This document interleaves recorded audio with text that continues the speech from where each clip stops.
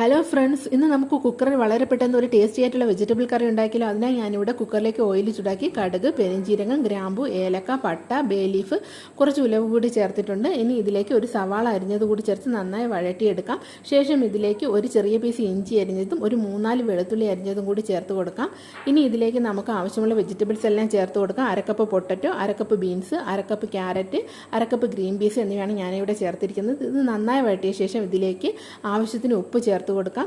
ഒരു 1/4 ടീസ്പൂൺ മഞ്ഞൾപ്പൊടി, 1/2 ടീസ്പൂൺ മുളക് പൊടി, 1 ടീസ്പൂൺ മല്ലിപ്പൊടി, 1/4 ടീസ്പൂൺ ഗരം മസാലയും ചേർത്ത് നന്നായി വഴറ്റിയെടുക്കാം. ഇനി ഇതിലേക്ക് 2 പച്ചമുളക് അരിഞ്ഞതും ഒരു തക്കാളി അരിഞ്ഞതും ആവശ്യത്തിന് വെള്ളവും ചേർത്ത് അടച്ചു വെച്ച് ഒരു 4 വിസിൽ കേൾക്കുന്നവരെ നമുക്കിത് വേവിച്ചെടുക്കാവുന്നതാണ്. കഷ്ണങ്ങളെല്ലാം വെന്ത് കഴിഞ്ഞാൽ ഇതിലേക്ക് 1/4 കപ്പ് തേങ്ങയുടെ പാല് കൂടി ചേർത്ത് തിളപ്പിച്ചെടുക്കാവുന്നതാണ്. ഇനി ഇതിലേക്ക് ആവശ്യത്തിന് കറിവേപ്പിലയും മല്ലിയിലയും ചേർത്ത് കഴിഞ്ഞാൽ നമ്മുടെ കറി ഇവിടെ റെഡിയായി. വീഡിയോ ഇഷ്ടപ്പെട്ടാൽ എല്ലാവരും ലൈക്ക് ചെയ്ത് നമ്മുടെ ചാനൽ ഒന്ന് സബ്സ്ക്രൈബ് കൂടി ചെയ്തേക്കണേ.